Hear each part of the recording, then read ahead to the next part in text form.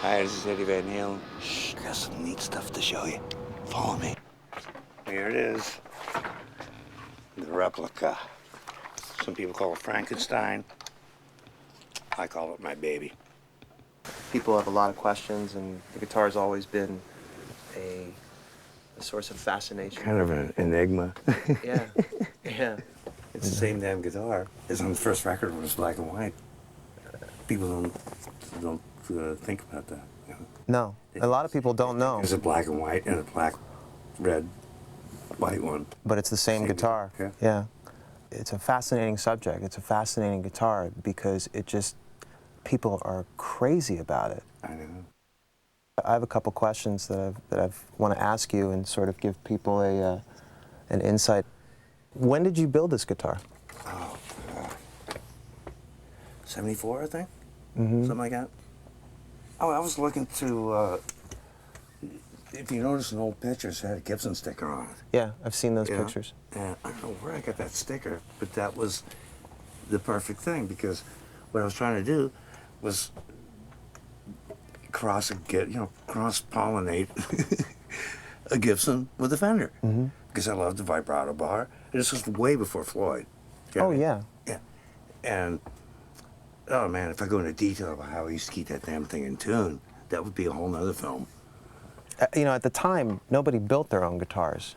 What made you want? I didn't have the money, and the guitar that I wanted to play did not exist. It was that simple. Right. Yeah. There's actually Boogie Bodies who supplied Charvel with the body and the neck. And I go out there, they were out, San Dimas way. I'll never forget, there's a body laying at the bottom. I'm going, what are these? And I go, oh, those are seconds. And I didn't know what that meant. They were raw, unfinished, Yeah. just stacked it's up. It's just a piece of wood, but they called them seconds. I'm going, oh, so that means they're next in line to be manufactured. No, that means they got a knot in the wood. Cosmetically, they were not attractive. I'm going, well, I'll take one of those because I don't care if it's got a knot in it, Right. And the body cost me $50, and the neck cost me $80. Was it as simple as, you had guitars before this with a humbucker that you liked and a Strat you were comfortable with? What was the process like leading up to saying, I'm gonna, because it was a moment for electric guitar in itself, the cross-pollination of a humbucker in a Strat style body, was there something that led up to that, or was it just not that much of a thought process? Like everything from sticking a humbucker into paraffin wax in a U-band coffee can and pulling out just in time before the sucker melted. I'm a tone chaser. Right. I love chasing tone, and that's the only way I could get the sound. And I always mainly just use the rear pickup because this stuff isn't even hooked up. Right. It doesn't do anything. A lot of what I do is really trial and error. Mm-hmm. But I do know where I want to get.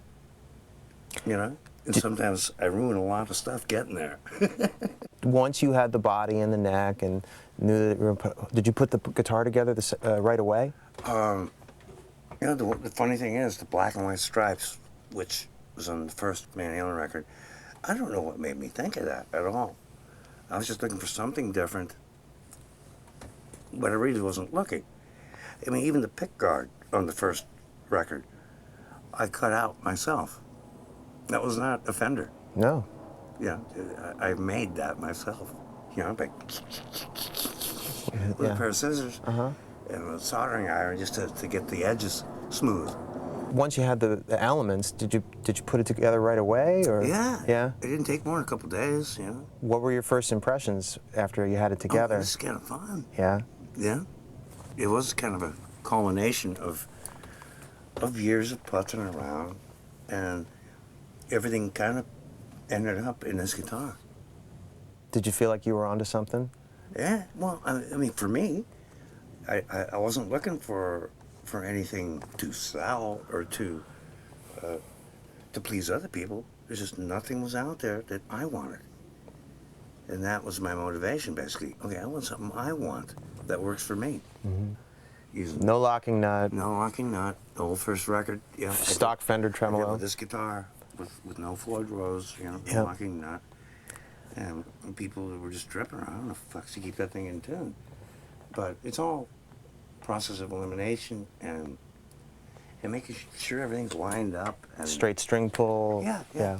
And I used to even take the guitar string through the block in the back, and with every turn, I would hold the string and turn it with it. So that the string didn't twist. So, exactly. And straight, smooth, and I used to put it through the tuning peg and line it up, not down. So that it was straight To the into the hole, peg instead of And so, break angle. If you look at old stuff, I always have to keep my hand there, because if you hit the string too hard, it would pop out of the nut.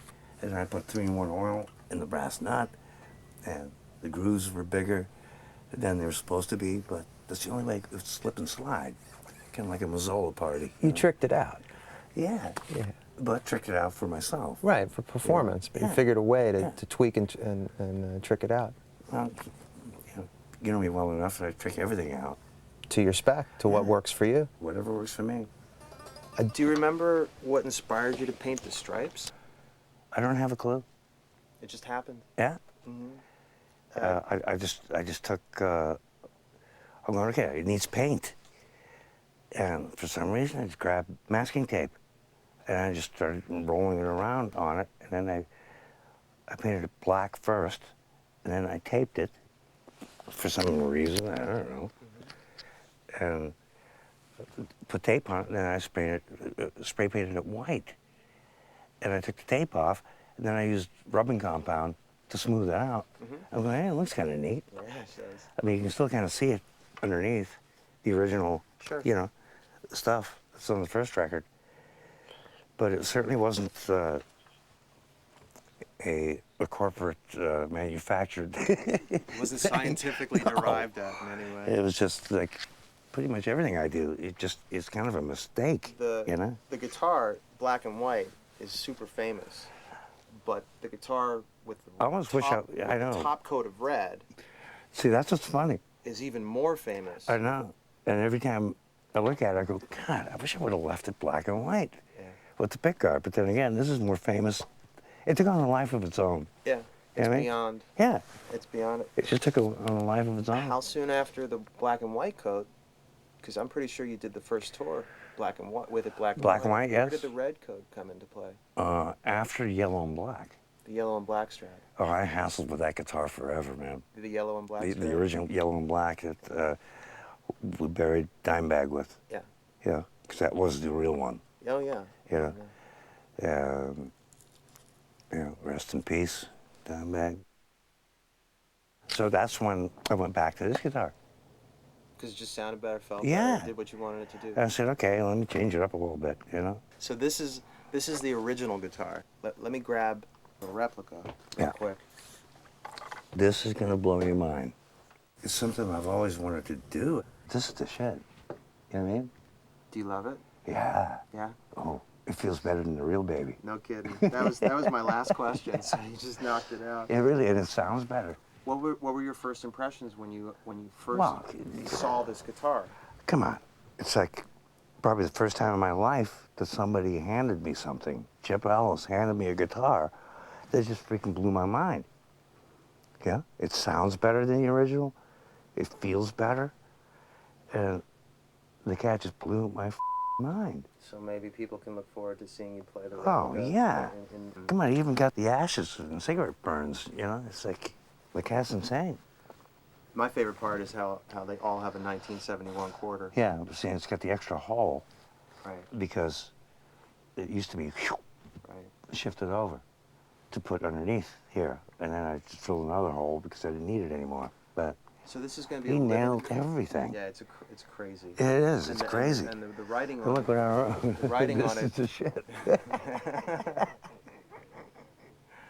It sounds than better. the original, Oh, man, it's just Chip. And What'd you do to me? and you just love it. I do. I do. Take 3. Most folks.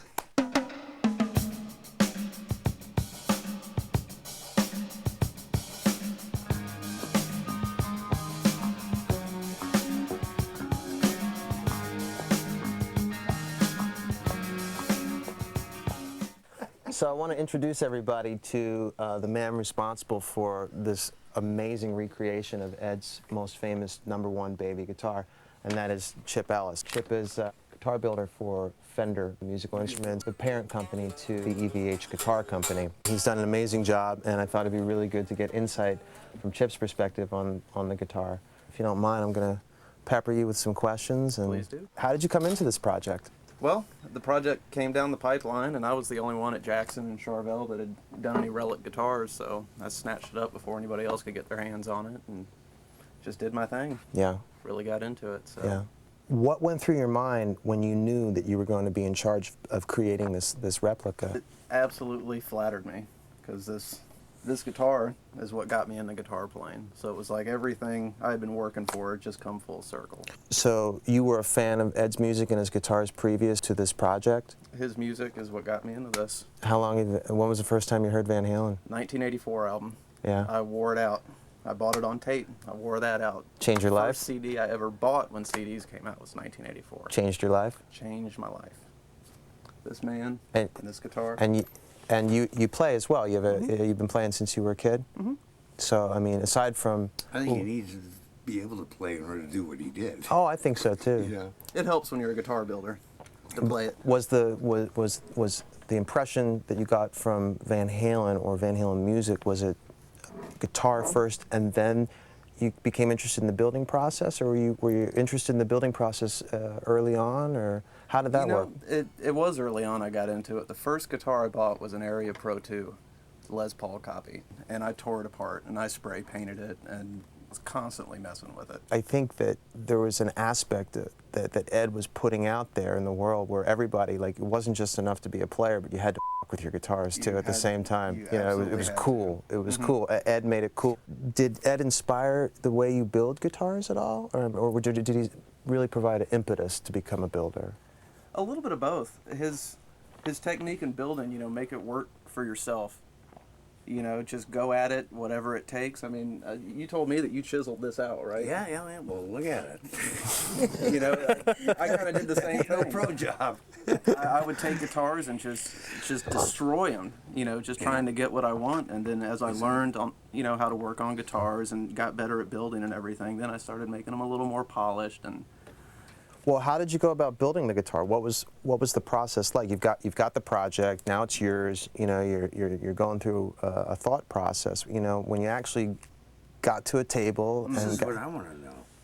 How did you do it? I absolutely geeked I mean, out on he it. even got the damn reflectors that we bought at a truck stop. And because at the end of the show, when the whole VH logo came down, I'd go like that. yeah, shoots a prism out over the crowd. Yeah. Now, where the hell did you find these damn things? That was a lot of research. I found To put it mildly. it took a long time. I tried to find the original manufacturers, one of which had gone out of business. So it was kind of tough finding the exact reflectors. But we did it. And I spent months, you know, just going through it, looking at every picture I could find of the guitar. Just dissecting every little screw hole, every, you know, piece of flaked off finish. You call it a geek out. It's a geek out process. Yeah, I just picked it apart, probably further than anybody should pick anything apart. I mean, I just wanted to nail every little detail on the thing, and I did the best I could. That you did, even down to the screw holes, to What the tuning peg. Well, I mean, look, you know, I had so many different tuning pegs in this guitar. He even nailed that. the thing for me that blows me away more than anything about what you did is that you did this without that guitar. You did the entire thing from photographs. You never had the real guitar to base the thing off of. That's just mind-blowing to me. Well, I had a bunch of photographs, and like I said, I was zooming stuff in and just, like I said, geeking out on it. Do it from a photograph. It wasn't easy. It wasn't easy. I mean, I just did the best I could, but I had grown up with this guitar, though. I mean, I had pictures of this hanging on my wall as a kid, you know. I just knew this guitar inside and out. It was a part of my life coming up, you know.